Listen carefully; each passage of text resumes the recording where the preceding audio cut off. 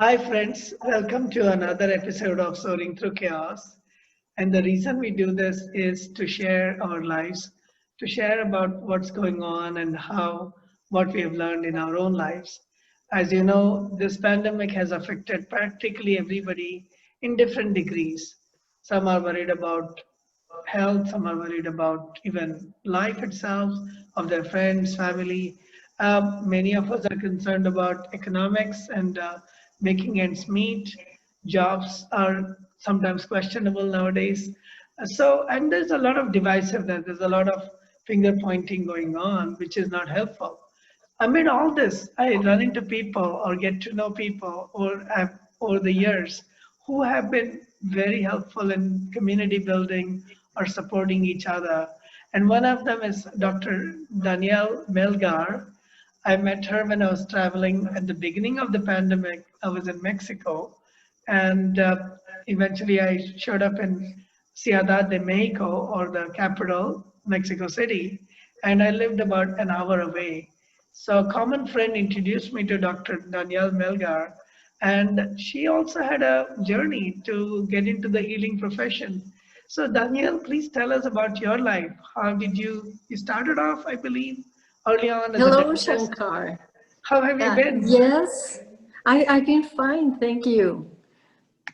Yes, I started as a dentist. I first studied dentistry when I was out of high school, and I was I did a 4-year program in dentistry. Then I went to Boston and studied pediatric dentistry. And I was a dentist for about 20 years. Wow. But I always had a big interest in psychology. So when my children were kids, when they were in grammar school, I went back to school and studied psychology and thanatology, which is the study of death and the grieving processes. Mm-hmm. Wow. And so in 2010, I left dentistry, and since then I have only been I've been concentrating in psychotherapy and grieving counseling. And one of the interesting things for me was I had been in Mexico not knowing Espanol or Spanish, which is what most people speak. That's the national language. You speak very well Spanish now. Then I picked up after I met you, after I met a few people. And thank God some of you, including you and Valeria, speak great English. But I had to really catch up fast. And I enjoyed the process of learning, but you were the guides for me before I could speak Espanol. So well, I'm glad. You're a very good student. You really did very well. I had very few choices. So when there's a need, we learn fast. In fact, you have lived in many other countries besides Mexico, right? You've been in the United States. And so what was your journey like outside Mexico, in other places? And what was it like living in other places? Well, it's been wonderful getting to know other places, and especially other people, other cultures. First, I went to boarding school as a kid because my mother is Spanish. My grandparents and my mother and aunt came to Mexico as refugees. When there was this Spanish Civil War. And so my mother was born in Morocco, and the first language she learned was French. So she, when my sisters and I were kids, she took us to the French school here in Mexico. So when I was 10 years old, I was sent to boarding school in Switzerland, and I was there for 2 years, and it was a great experience. That was when you were 10 years old? Yes. So you must have learned many languages when you were in Switzerland. Well, by then I already knew Spanish and French because I had been in the French lycée here in Mexico. And I was there for 2 years, and it was great because in this boarding school, there was people from all over the world. It was really a very interesting experience. And for instance, there is snow there. They really have winter. Whereas here in Mexico, the seasons are not marked. You know, we have a wonderful weather, but it's most of the time. I mean, we have a wonderful weather all year long. Whereas Yes. there, we had like autumn, winter, spring, um, 4 seasons. yes, all the seasons. Yeah, in fact, the particular So, place I was staying in Mexico was Morelos, and within that Cuernavaca, and that's called the city of eternal spring. It's the same weather practically throughout the year, I think, yes. except for Oh a no, couple the months of no weather rain. there is wonderful, and whatever plants you have, they'll grow. They I grow. mean, Morelos, Cuernavaca, it's a wonderful Yeah, place. and each season there are different flowers. So when I came to Mexico and in Cuernavaca, it was the jacaranda season, all purple flowers. Oh, that's the Then, most beautiful. yeah, and Remember then, when we had lunch with Valeria in yes, Mexico City? We had the jacarandas, yes, and we like, went to see them. Remember, in yes, Reforma. Oh, those are beautiful. thousands of jacaranda trees. And I think they originally came from Japan. That's what I read Yes, about it. Yeah. that's right. A Japanese refugee or a Japanese immigrant brought them, and that was like his way of saying thank you to Mexico. And what a wonderful way of, something, a gift that keeps on giving. So, Oh, beautiful gift. Awesome. and then we had tawachines, the orange red flowers that went Oh, on for a those while. are beautiful too. Mhm. So, Danielle, please tell me about what got you interested in psychology, because it's not one of those subjects people do for entertainment. In my case, I was in engineering, and I got interested in psychology because of the challenges at home that my family was facing. Were there any reasons that brought you into psychology, and in what ways did that mold your journey? Well, I think in my case, maybe it also had to do with the family issues that I had to deal with as a kid. But I don't know, for some reason, I was always interested in um, um, the human nature, um, you know, how the conduct. And but when I finished high school, I told my mom that I wanted to study psychology, and she was like, "No way." And I was too obedient. I wish I had been like I'm now, because I would have said, well, I'm sorry, but I'm going to psychology school. But I was too obedient. So I studied dentistry, which I liked, but it was not my passion. See, this is like my passion. I really feel passionate about psychology and about thanatology.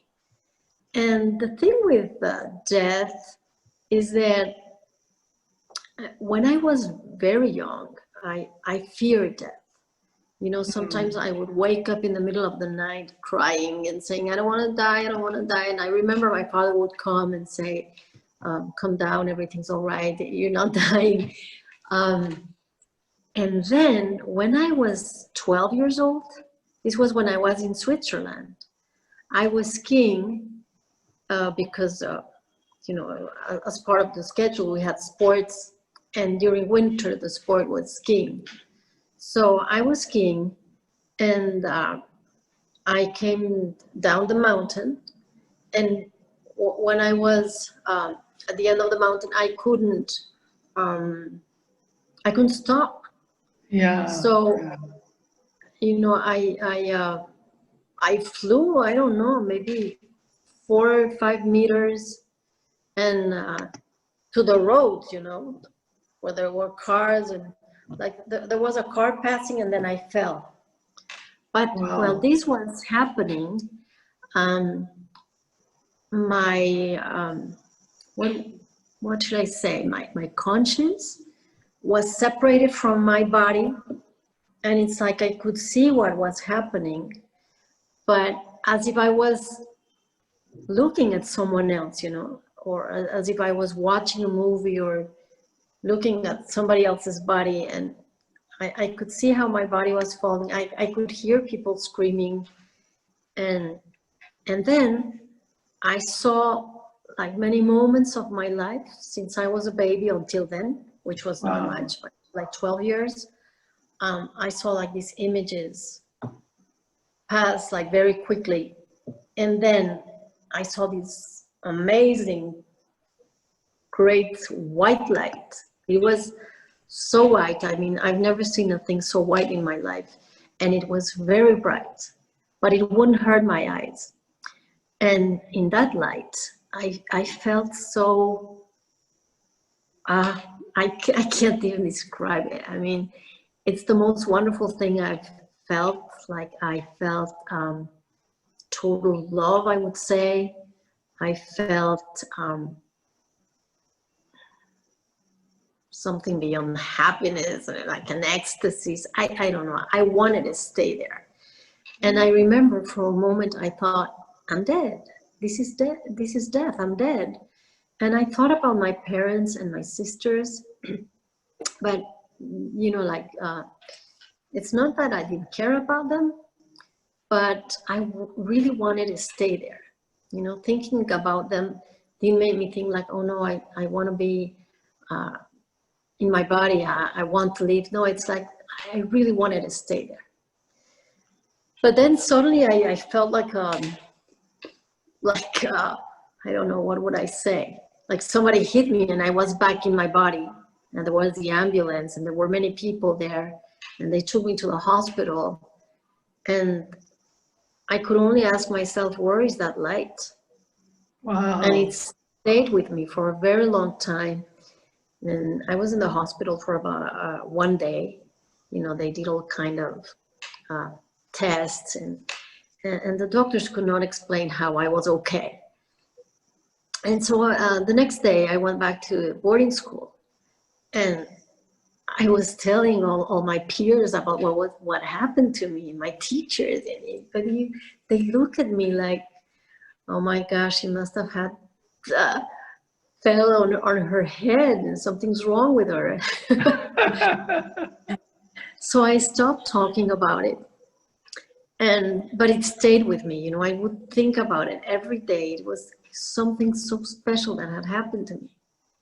Then the next year I came back to Mexico, and a friend of mine invited me to the movies, and we went to see this, more than a movie, it's like a documental.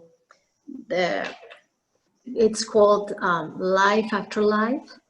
And it was based on Dr. Moody's book with the same name, Life After Life. And it was about people who had these experiences. Near-death experiences.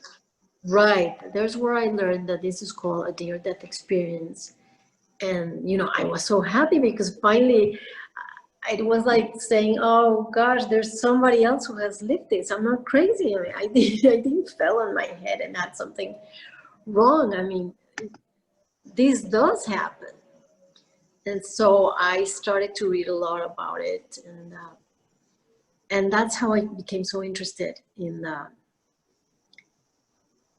death and the grieving process. Because, you know, after that, I no longer feared death. After that, my fear was gone. And I felt that I needed to help people that also have this fear. And in doing this, I realized that there are also people grieving, they're departed, and that need to know what happens afterwards. I mean, like, I don't know it for sure, but I think I had a glimpse. And it's been helpful for other people to know about my experience. That's true. In fact, what you're talking about, Life After Life, I haven't seen that movie or read that book, but there are others that I've read, or Dr. Jill Bolt Taylor's experience of going through a stroke when literally her left brain kind of dissociated and she was totally in her right brain and feeling that eternal joy that you described, complete feeling of bliss and like, oh my God, I've never been so blissful in my life. And then coming back to earth, and in her case, it was a long recovery because of stroke. But she's I been can a big imagine. advocate of explaining and understanding the holistic side of life. Even as we are living, Mm. when we go through loss of any kind, we start grieving right away or getting upset and angry right away. Small things, you lose, and we start getting upset over it. She's been very helpful in understanding to people in understanding that there's more to life than what we see around us, the material. Right, right. And you know, I think if we could learn more about this, our view of death would be so different, you know, because many Yeah, people think that once you're dead, like there's nothing else, and you know, if you have a loved one who's died, you'll never see that person again, and that's it. And I think that causes a lot of anguish and sadness. it's true. When my father passed away, I was about 38 years old, and I had read so much about religion and spiritual work and yoga, and still I was completely caught unaware. I was grieving for like 9 months. And what helped me finally was the understanding that I'm giving too much importance to the physical existence.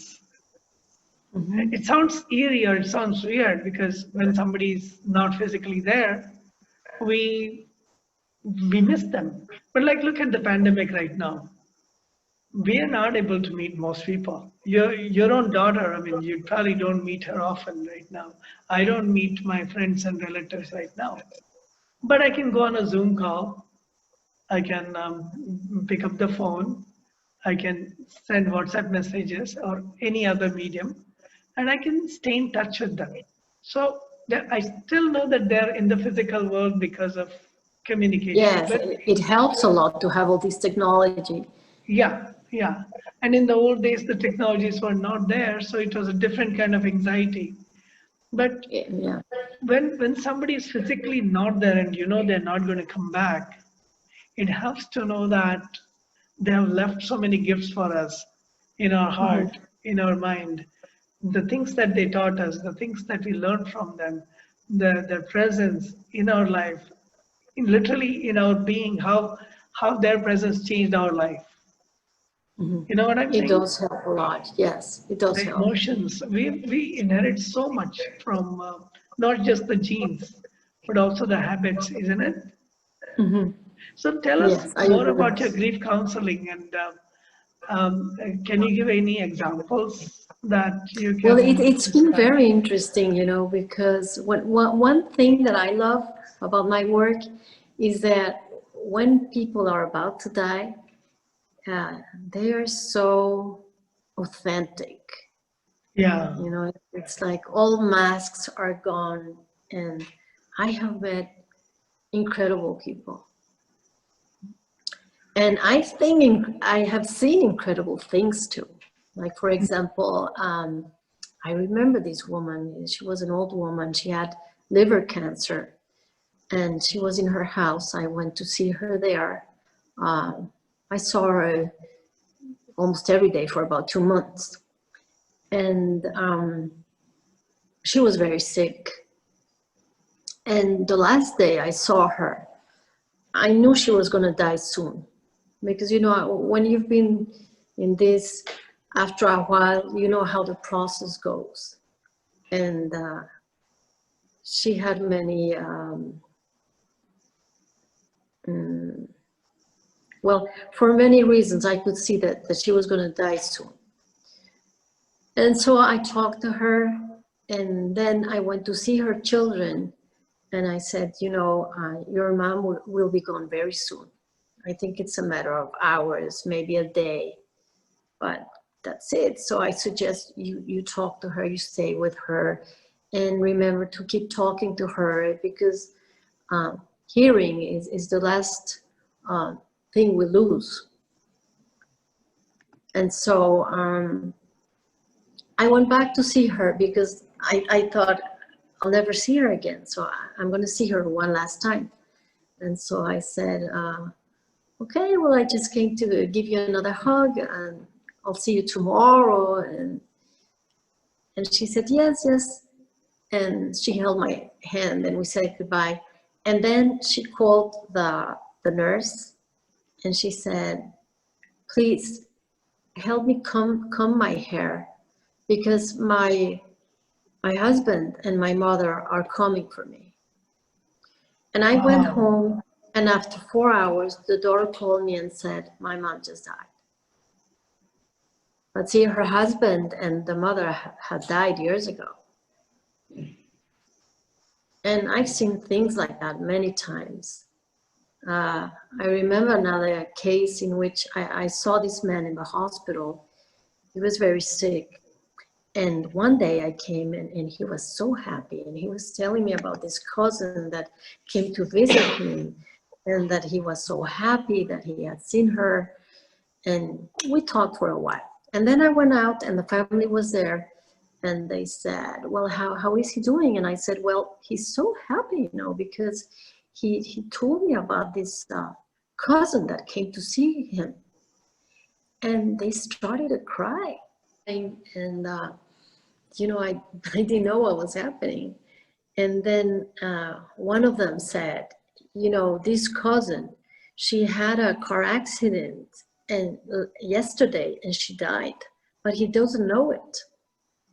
And I said, well, she was here to say goodbye. Wow. So actually, he felt the presence of this cousin. Yeah, well, he thought he had seen her and he talked to her.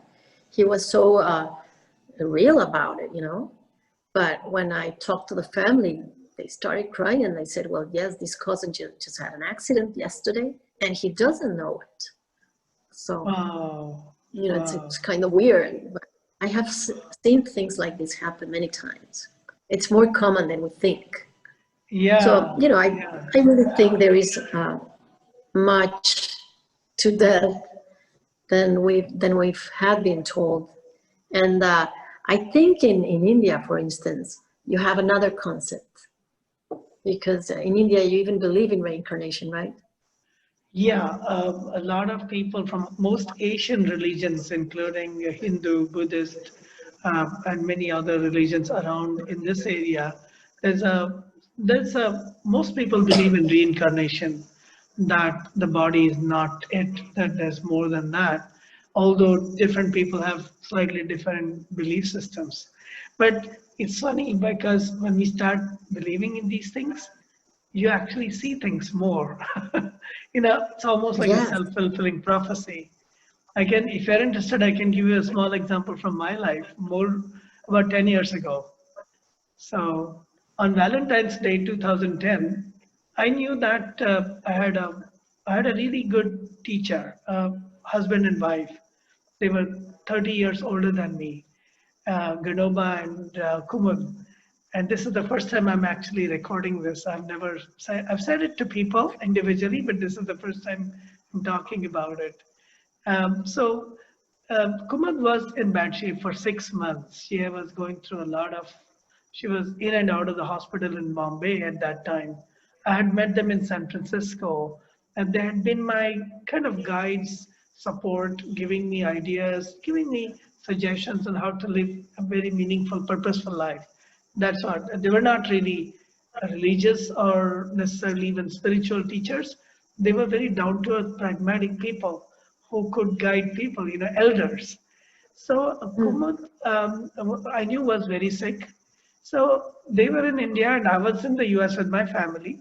So we went to a place called Death Valley, which is in the California desert. So we were visiting Death Valley for the first time.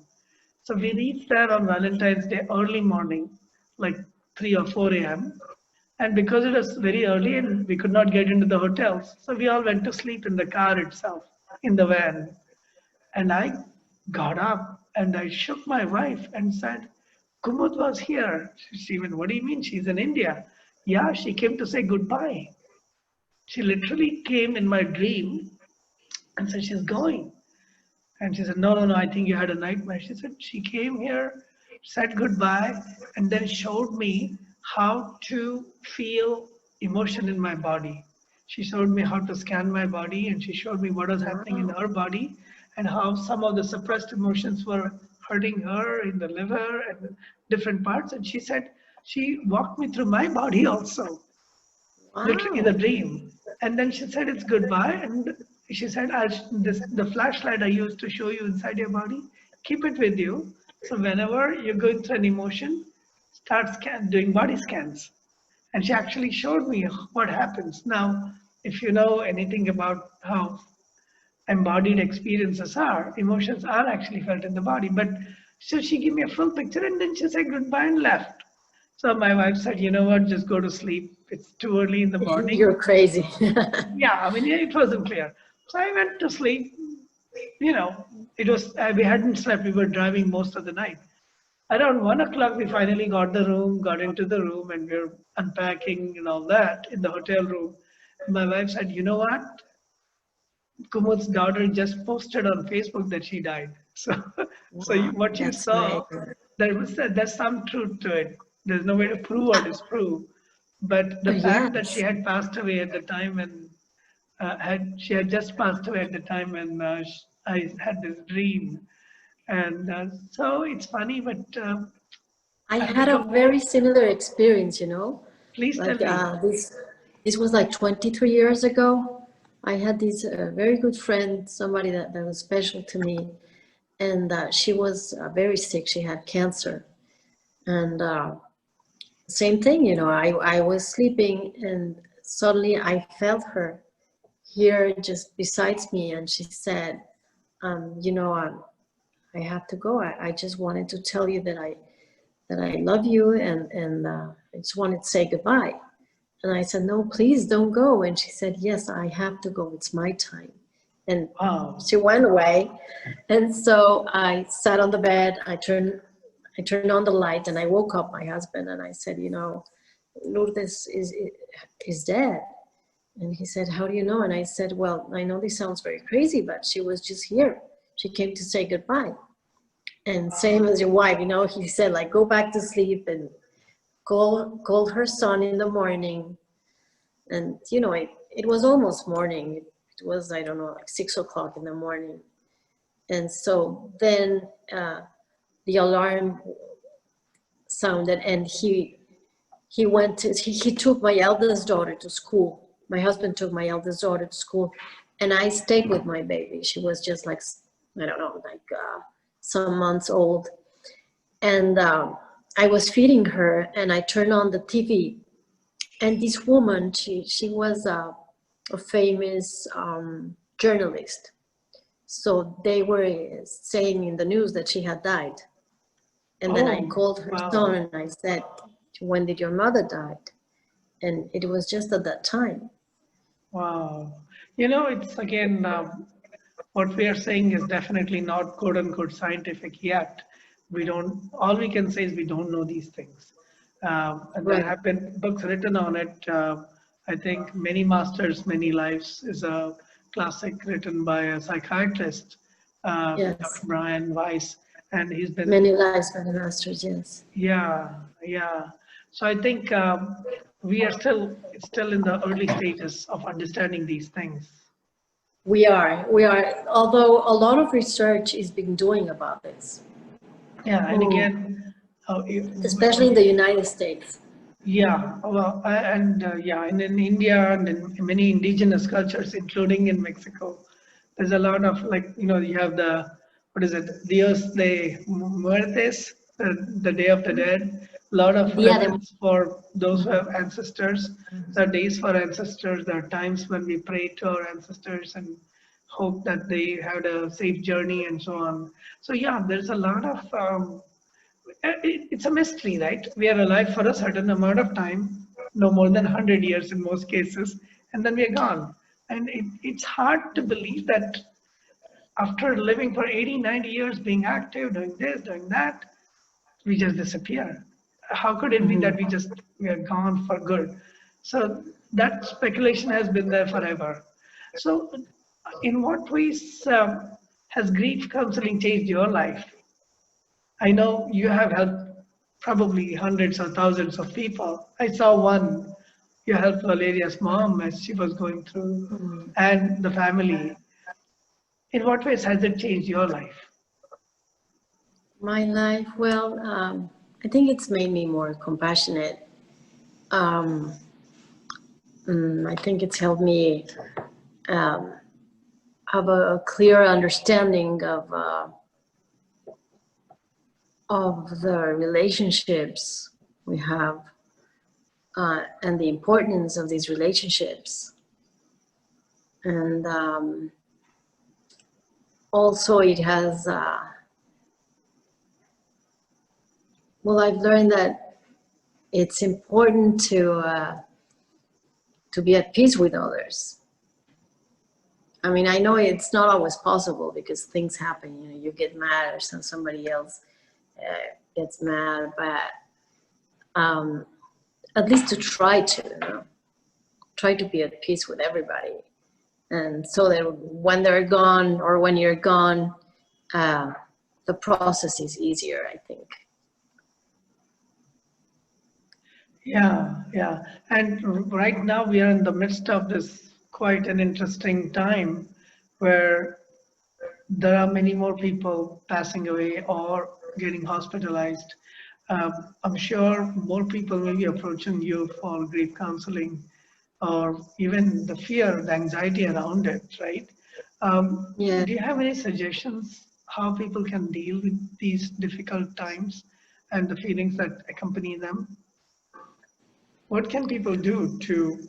Well, I think it helps to take one day at a time, you know, because if we see the future, then we get more anguished.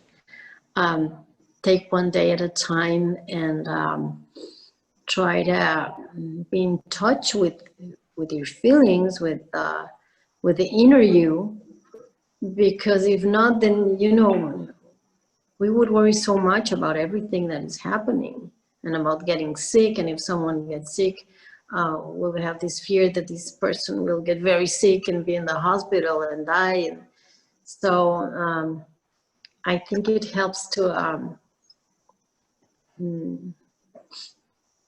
have this inner relationship and try to keep calm. And if something happens, have some faith somehow that that things will be okay. And if things are not okay, then you know you need to go through the whatever process is needed, no? Like the sickness process, the grieving process. But I think it's good if you deal with things at the time and not before, you know. Some people deal with what's going to happen days, weeks, months before, even years before. And maybe that thing you are thinking will not even happen. And you are already worrying so much. So I think it's good it helps to take things like one moment at a time, and one day at a time at the most. It was like my life in Mexico. I mean, I didn't know how long I was going to be there. I didn't know whether I would get a flight back home. If you remember, it's like, oh, maybe next month I'll go to India, or maybe I'll go to California. And I finally, know, you didn't know what was going to happen. You yeah, and were here, finally, what, for 3 months? yes, 3 months. I'd come on a 3-week plan, and I was there for It's a three long months. time. And at the end, I had so many friends, including you, and there were some in Thank my you. neighborhood also that I could actually meet in Cuernavaca, in Colorines, that leaving was difficult at the end. I had more than like 20 people that I was regularly in touch with, at least 8 or 10 of them right in the neighborhood. And although there was social distancing, but we would swim together, we would eat together. I would cook Indian food, and they would teach me Mexican, Wow, and it that's was great. really community. I'm So sure you yeah, had a good time. yeah. But first month was the hardest, not knowing I can Espanol. imagine. Yeah, Yeah, and not knowing what's going to happen. yeah. When First 1 month I was glued to the Johns Hopkins. What's happening where in which city and what's going on, and oh my God, California, New York, India, and at that time, if you remember, it felt like the disease would not even come to Mexico, but it did. We It have a took some lot of time. disease now. Yeah, yeah. It's so But sad. as you're saying, I mean, there's no point in worrying about things that may not even happen, like worst case analysis or worst case scenarios. At the same time, when it is happening, when there are challenges, as you know, Rosario, the woman who cooked at my home, she had symptoms of corona, and she was sick for more than a week. Luckily, she did not have pneumonia. She did not go any worse than Good. that, but she had a bad cough and fever and all that. So I didn't see her for 2 months because I had to keep that space. And then I learned cooking. Good, That's how I good. learned cooking. But again, adapting to the situation, being responsive, I could not even tell her in Spanish what to do. So I found Maria Cristina and another person, two people actually helped Rosario to understand and what to do and how to do it, how to take care of herself. She had a newborn granddaughter, so distancing between her and the Oh, granddaughter. no, you have to take care. Yeah, Yes. yeah. And I think we were all new to the pandemic. This is now we're talking about March. So It was March just at and the April. beginning, yes. Yeah. By now, at least people have some knowledge, and there's information, and there's also some misinformation. We Right. know that. Right. But at least we have some idea what to do. So Yeah. I'm glad we're talking about all these things. Not easy, but very important to find ways to calm ourselves down, to find ways Yeah. to find meaning. And I really think it's important to deal with the situation at the moment, not not deal with the. Otherwise, you are dealing with your fears, really, of what can happen, and it probably will never happen. So when like take things when they come and deal with them as they come. And I mean, as a whole, I mean, everybody's trying to figure out why we are going through this. A lot of people are asking that question, but why are we going through this? I mean, this never happened in the last 70, 80 years. Even the Second World War was not as crazy. Why do we have to I be know. locked? Why do we have to social distance? Now showing compassion means staying away from family. The exact opposite of what showing compassion used to be, or being, I love you, so I'm not going to see you. The Right, exact right. opposite. It's crazy. So the I don't question know is, why we're going through this, but I think the question would be what to do with this, and what to learn from this. And I think there are a lot of things that we can learn from this experience. yeah, yeah, and I think each one of us has to go through their own individual journey, right? There's no Yes. standard template on what we'll learn, but each one of us Yeah, has. because everybody has their own circumstances. So, but I'm sure that all of us have a lot to learn from this. I And have think there we been will all any? remember this year. Yeah, yeah. In fact, hindsight is 2020, as they say. So Yeah. let's see. We're gonna remember many Yes, things from 2020. that's a good one. I hadn't think of it, but really, hindsight is 2020. A friend pointed that out. So my I question: love it. have there been any lessons for you during this time, or among the people that you met? Have people grown in certain ways? Have you grown because of the pandemic? Oh yes, yes, I have. I mean, I, first I was alone in my home with my dogs. So it was interesting, living alone and having to take care of all things. Then sometimes my youngest daughter would come because my eldest is in Barcelona, and and from time to time I would see my mom, my sisters, and I had to get used to this new lifestyle. And at first I was worried about work because, you know, I thought to myself, wow, well, nobody's gonna come. And, you know, my office is here. It's separated from my house, but it's just right there. So, you know, I was like, oh, nobody's gonna come. I will not have work. But I started giving therapy online, and, you know, I was amazed. I think I've never had so much work in my life. Yeah, yeah. So it was very interesting learning to work online. In the beginning, I thought it would be very hard because, you know, when you're dealing with feelings, I think it's important to have the physical presence. But I learned that you can accompany somebody. Accomplish. Yeah. No, not accompany, like be with somebody. Oh, yeah, yeah. I don't know if the word accompany. Accompany, yeah. Yeah, you know, you can be with somebody even online,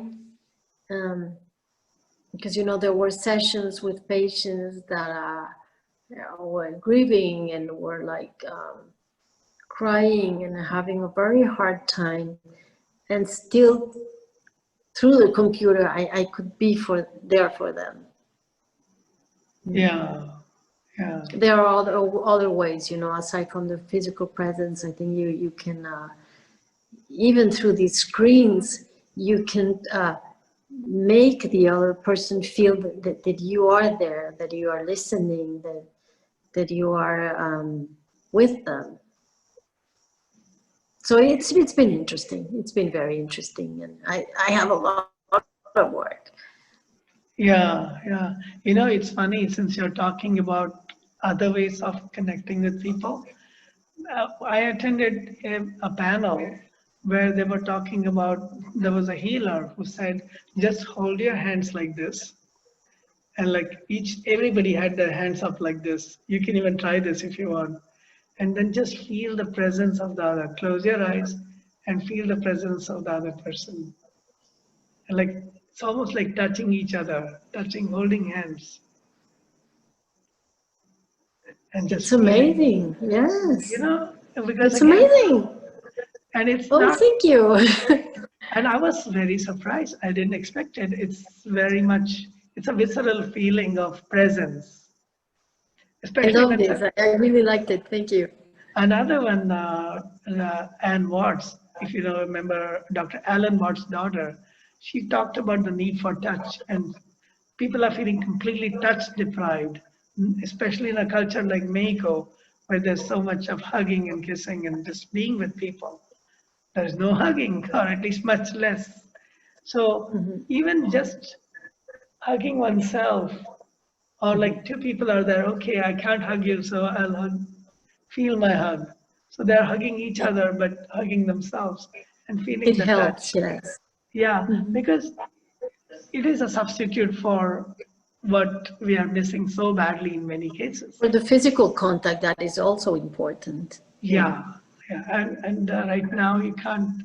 In many cases, people who are living alone, or at least in your case, you have a pet, so you have your dog, right? So you can feel the touch with another living being. There are people who are living completely alone.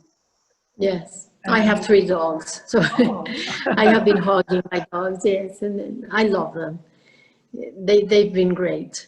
yeah, and there are people who are totally alone in many places, and I know, and or away it's from tough. family. Yeah, yeah. It's So tough.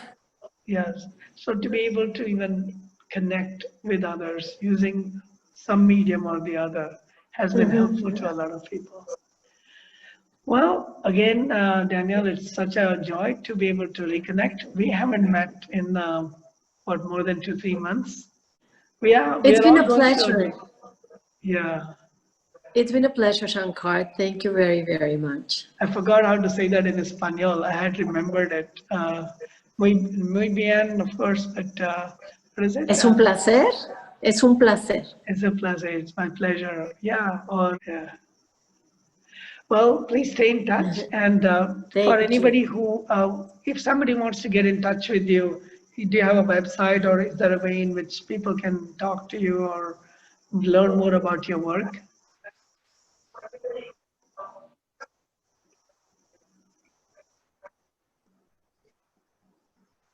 Facebook, my name Great, Danielle Melgar, and also my email is danielle.melgar@gmail.com. great. And again, it's a joy Okay. to be connected with the whole community. I know it's not easy, but this is my Well, way of Shankar, reaching out. have a good evening. Here it's the morning, so Yes, I'm just yes, starting my day. yes.